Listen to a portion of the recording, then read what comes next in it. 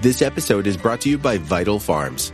Isn't it bullshit to have to question where your food comes from? At Vital Farms, you can trace your pasture-raised eggs all the way back to the source, the pasture.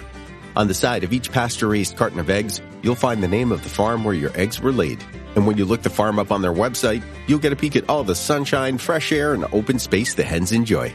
Learn more and find out where to buy them at vitalfarms.com. Vital Farms, keeping it bullshit-free. This episode is brought to you by Klaviyo, the platform that powers smarter digital relationships. With Klaviyo, you can activate all your customer data in real time, connect seamlessly with your customers across all channels, guide your marketing strategy with AI-powered insights, recommendations, and automated assistance, deliver experiences that feel individually designed at scale, and grow your business faster. Power smarter digital relationships with Klaviyo. Learn more at klaviyo.com/Spotify. That's KLAVIYO.com/Spotify. Welcome to the HCI family of podcasts. We're your source for personal, professional, and organizational growth and development. We share our own original research, explore industry trends, and interview executives and thought leaders from across the globe. Join us for practitioner-oriented content around all things leadership, HR, talent management, organizational development, and change management. Maximize your personal and organizational potential with the HCI family of podcasts.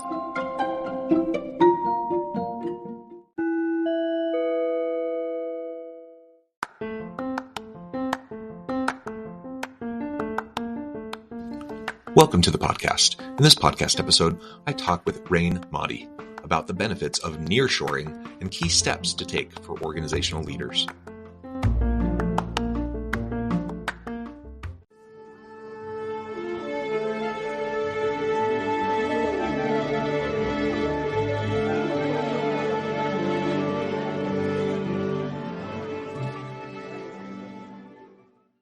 Raine Mahdi, welcome to the conversation today. Thanks, man. It is a pleasure to be with you. You're joining us from San Diego area of California. I'm south of Salt Lake City in Utah.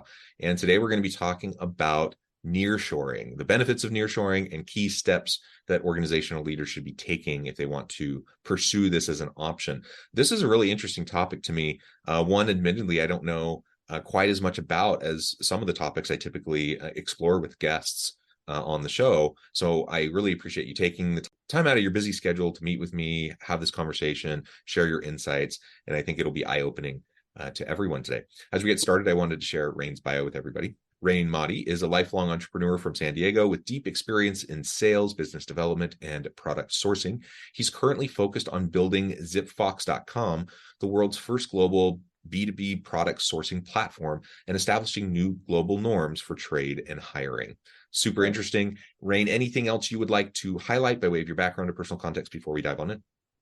No, let's get into the story. I think it'll all come out in the story, but that's a great intro. I appreciate it.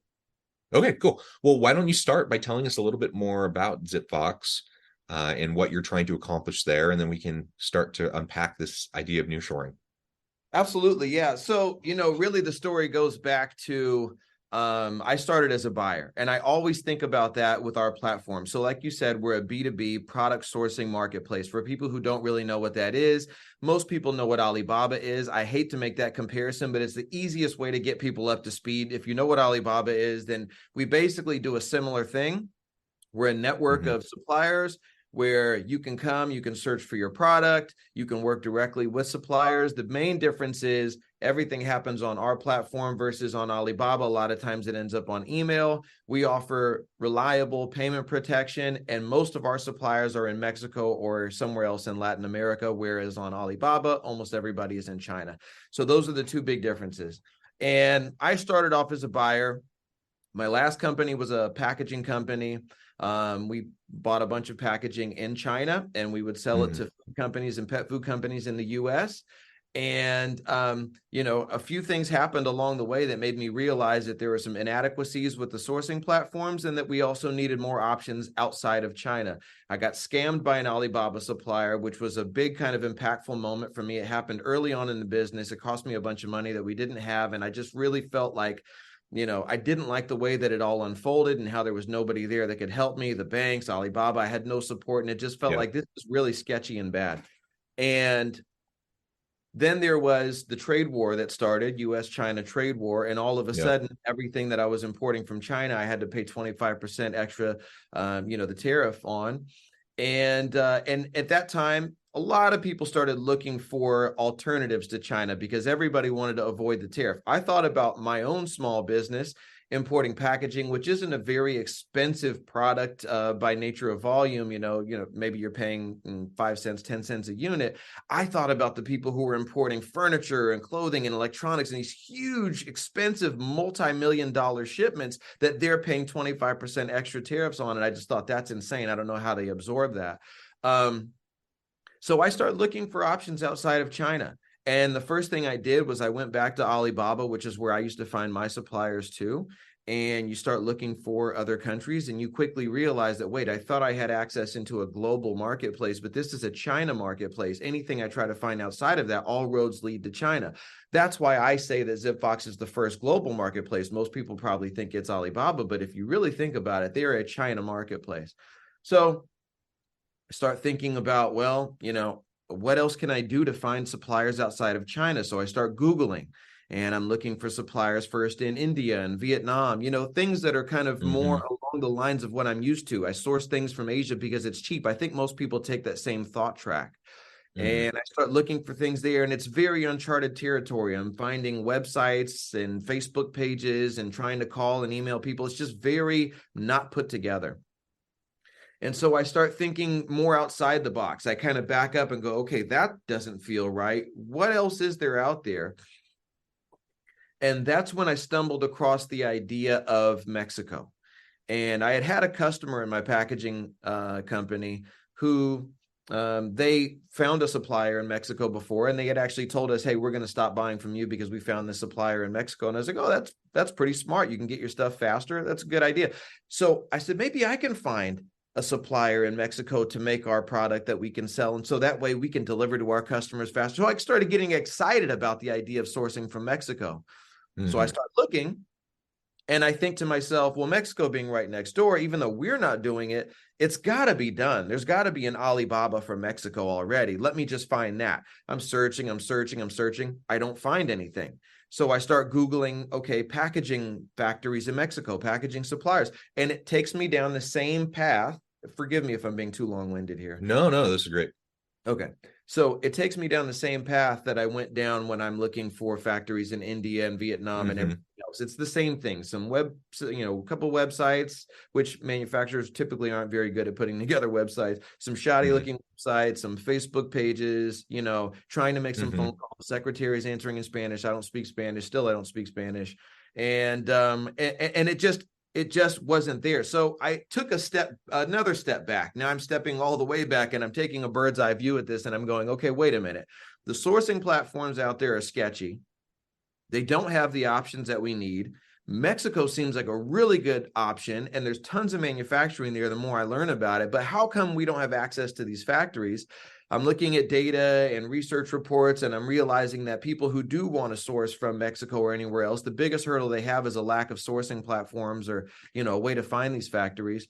And I thought this can be done better.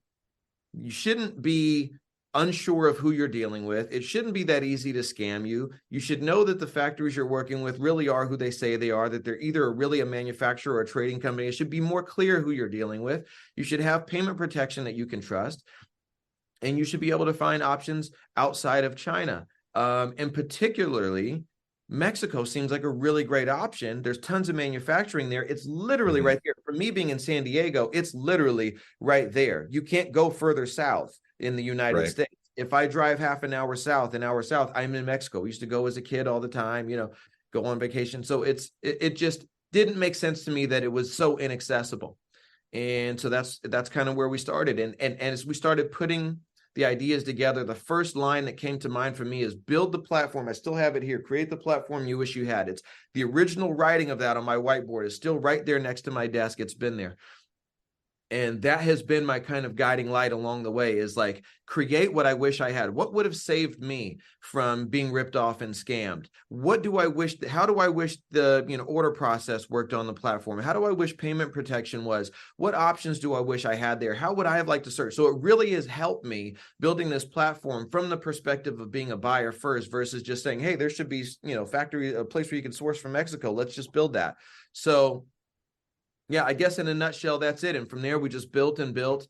And then when I got to a point where I said, okay, we're ready to at least do a soft launch and release this thing into the world, I sold my packaging company so that I could focus all of my attention and energy on this. And we've been off and running ever since. Yeah, well, that's really cool. And this notion of nearshoring, contrasting that with offshoring, right? I love the idea, and you're right. I think a lot of people, their minds jump to Southeast Asia for cheap labor for these markets, etc. But why not? I mean, there are so many other potential markets and producers and suppliers much closer to where we're at here in the continental United States, for sure.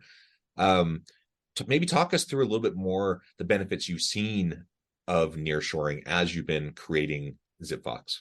Yeah, it's a great question. So first thing I'll touch on is, I guess, the cost, since you brought it up. When you think about, Southeast, and when you think about where you can get cheap goods in the world, your mind first points to China / Southeast Asia, as you said. And that's true. You can definitely find some of the cheapest goods there. However, you have to look at cost in their entirety, everything that you build into a cost, your delivery time, your cost of delivery, the tariffs or taxes, import taxes, and risk, if you want to count that, but we can call that separate for now and just think about hard costs. The cost of labor, a lot of people don't know this, is actually cheaper in Mexico than it is in China. China's labor cost has been climbing as their middle class is growing, as more money has been coming in, as they've been building up their economy. And that's one of the reasons why you'll find these days a lot of Chinese manufacturers and factories and companies trying to move and set up a satellite location in Mexico, because they also want to capitalize on the cheaper labor that you can find in Mexico. And this trend in nearshoring, they don't want to get left behind. And so a lot of people are saying, hey, that's where it's going next. We need to be there. So one of the benefits is the cheaper labor cost. One of the huge benefits that you'll find is the delivery time, right? So if you've got lead time and delivery time, and a lot of people don't know the difference there unless they work in, sourcing or they source products. So lead time is how long it takes the factory to make the product, and so it's ready to ship. And then delivery time is the time from when the factory has finished the product until it actually ships to your door, right? So you got lead time, delivery time. Lead times may be similar in Mexico and in China. Maybe it takes 25 days to make X product, whatever that is. From there, though, is where you see the big difference. So to ship from China to the US, if you're shipping to the West Coast, like right on the coast, LA, San Diego, you're looking at about 4 weeks, a week in customs, 2 weeks in, on the water, and then another week in customs and delivery. So about 4 weeks, could be longer, just depends on what's going on. If there's port congestion, could be whatever, you never know.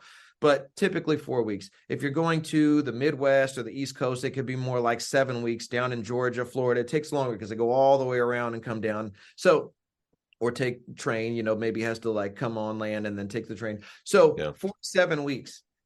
Shipping from almost anywhere in Mexico to anywhere in the US, it's like 5 to 10 days. So you're talking about 5 to 10 days versus, basically, like I say sometimes, 5 to 10 days versus 5 to 10 weeks. So you're saving a month plus on delivery time. Now that means a lot. I can take from my packaging company that I had, where so many times we had clients that would pay for rush shipments, air freight, basically. If they needed their product sooner. And they might pay thousands. I've seen people pay $10,000 for an air freight shipment. That's so much money, and it adds to your landed cost, right? I've seen people pay more for air shipping than they paid for the product itself. And so for a lot of people, time is more important than money. If you're in an industry like, think about clothing. Let's say there's a trend that something funny has happened and you're making a t-shirt. Just an easy example. If it takes you a month and a half to get that, you may completely miss the trend by the time the goods land, right? Versus if you can get it in 5 days, not only might you capture that trend, but you might actually be able to do a second run and a third run into that trend before it dies. So that's really important. The other cool thing about having a fast lead or fast delivery time is there's less of a strain on your cash flow. That's one of the hidden benefits that a lot of people don't really realize when they take it for face value. Sure, I get my product faster, I can deliver faster, that's great. But think about the strain on cash flow when you have money tied up. You've paid for something in China. Now you're waiting 5 to 7 weeks, 8 weeks, whatever it is, for it to show up before you can then turn those goods back into cash and then go through another sales cycle. But if you can do that a month and a half faster, then you're freeing up your cash. You can go through more sales cycles in a year, which just allows you to grow even quicker. So there's all these benefits. You can also order in smaller quantities. You don't have to order these huge quantities because you know that your delivery cycle is 3 months from China. If you can get it in a month from Mexico, right, you don't have to warehouse as much. You don't have to buy as much at once. So there's all these huge benefits that are linked to that faster delivery time, aside from just, the convenience of it or being to deliver it to your customer faster. So all those things. And then you've got the expertise in manufacturing. Mexico, even by myself, honestly, has been overlooked for such a long time. They've been one of our largest suppliers. They've been our second largest supplier for a long time. Now they are officially our largest trading partner and becoming our largest supplier as well, as more and more is shifting away from China into Mexico. So they are our largest trading partner because trade goes both ways. With China, we buy from them, they buy almost nothing from us. But with Mexico, we buy from them and they buy from us. And in fact, 40% of the components that go into products made in Mexico are made in the US. So when you're sourcing from Mexico, you're actually also helping the US economy. You're creating jobs in the US. So there's all these benefits. And then the big one, obviously, for a lot of people is the geopolitical risk. You never know what the next dot plot is in this timeline between US and China, that relationship, where things are going. We're already in a trade war. There are still people paying 25% tariffs every day, silently suffering from that. And they've just kind of stopped having a voice. It's not a headline anymore, but it's still happening. And if there's any escalation of the tension between US and China, what's the next thing that's going to happen? It's going to be an economical war before they would ever consider going to an actual, physical boots on the ground war, because that would be really terrible. So the first strike is always going to be, 25% tariffs, now 50%, or sanctions. So you have to worry about this disruption in the supply chain, or you have to worry about just an increase in your costs in that way. You have almost no risk of that happening with Mexico because we have a free trade agreement and we're right next door. And so you're not going to, you're going to do everything you can to avoid having tension with somebody who's right next door to you. So we have this great free trade agreement between the US, Mexico, and Canada, the USMCA. And so you don't have to pay for, you don't have tariffs, you don't have duties on most products. So there's all those things. I'm probably even forgetting some, but there's so many benefits that I've figured out about sourcing from Mexico in comparison to China. Yeah, and whether we're talking about nearshoring or offshoring, from a human capital perspective, that's a tool, that's a strategy that's been used for a long time, right? And as we gained access in a interconnected globalized world to cheaper labor in other parts of the world, it became more and more common to do more and more offshoring. And obviously there's pros and cons to it. And there's certainly trade-offs. And as we already mentioned, a lot of that has focused traditionally in Southeast Asia, China, initially Vietnam, some of these other places. Let's talk a little bit more about the human capital component of having, of sourcing from a neighbor like Mexico or other countries in South America that are geographically closer. Like you said, we geopolitically, it's easier, safer. It's the potential for supply chain disruptions is lower.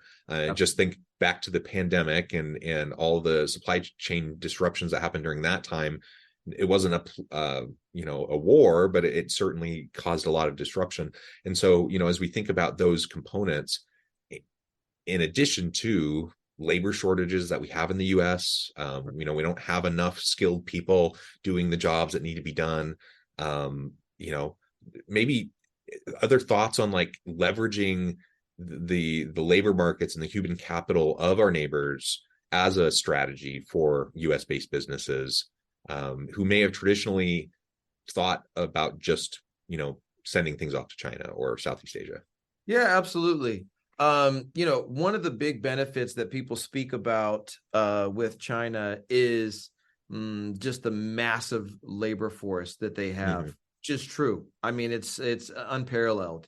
And one of the things that people actually comment on in Mexico is the shortage of labor, as all these new companies are coming in, setting up factories, Chinese companies, US companies around the world setting up their operations in Mexico and tapping the remaining talent. They already have kind of low unemployment there now.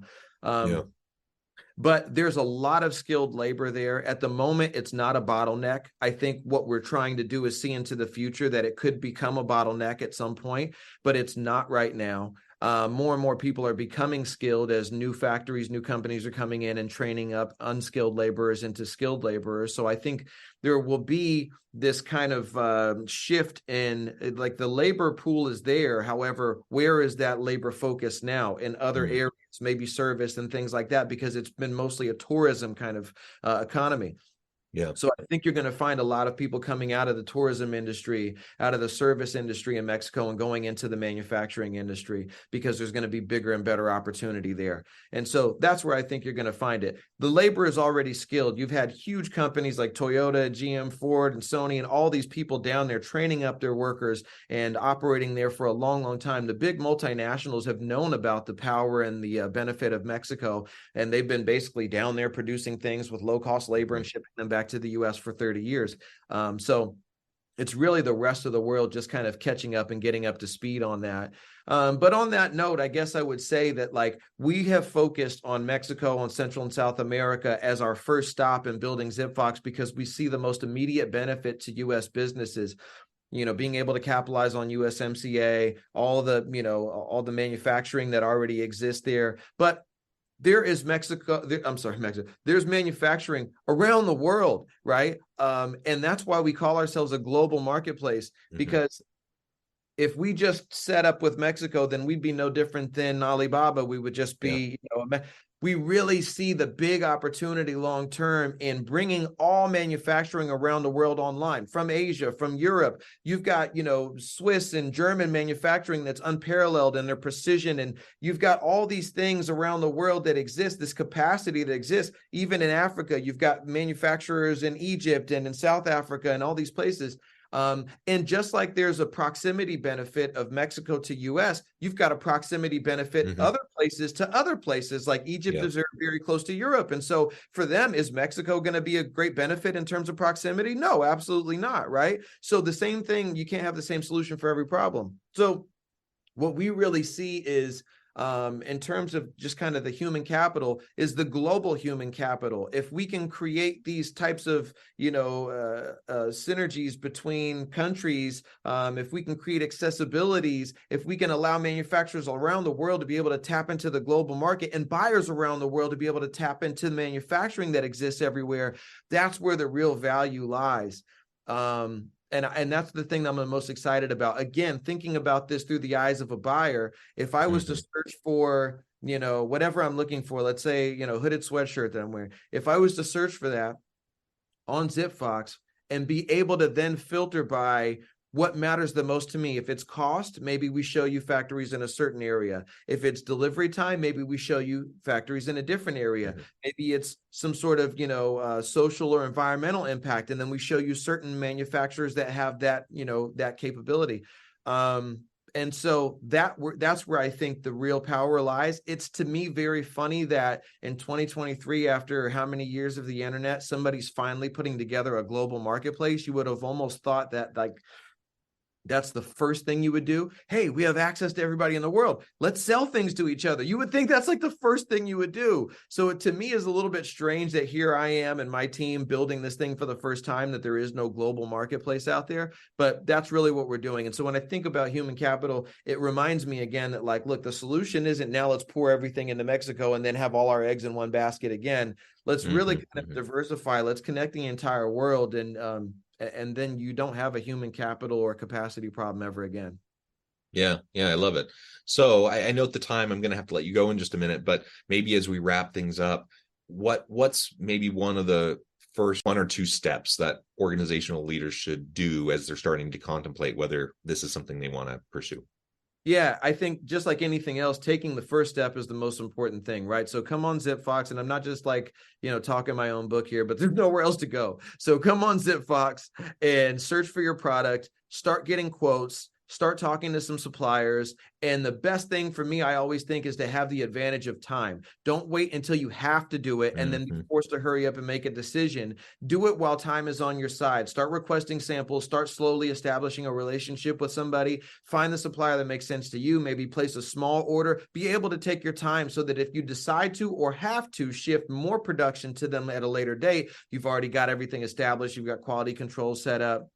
You're not doing it in a pinch. Nobody wants to make a huge decision like that in a pinch. But if the headline comes out tomorrow, China just bombed Taiwan, we're raising the tariffs from 25 to 75%, all of a sudden you're in this situation where you have to move everything immediately. And then you're like, oh, on ZipFox. And then this bottleneck issue that could be coming down the road with the capacity in Mexico starts to really become an issue because everybody's trying to lock down production time. And now you can't find a supplier, or you don't have access to the really great suppliers. You have to take what's left. So that's my advice, is get started early.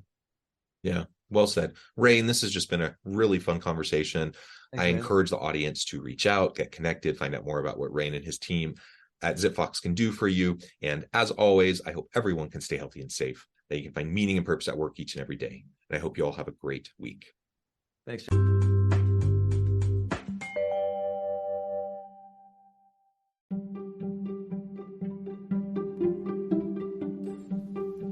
Thanks for joining us for this episode of the podcast. We hope you stay healthy and safe, and please join us again soon.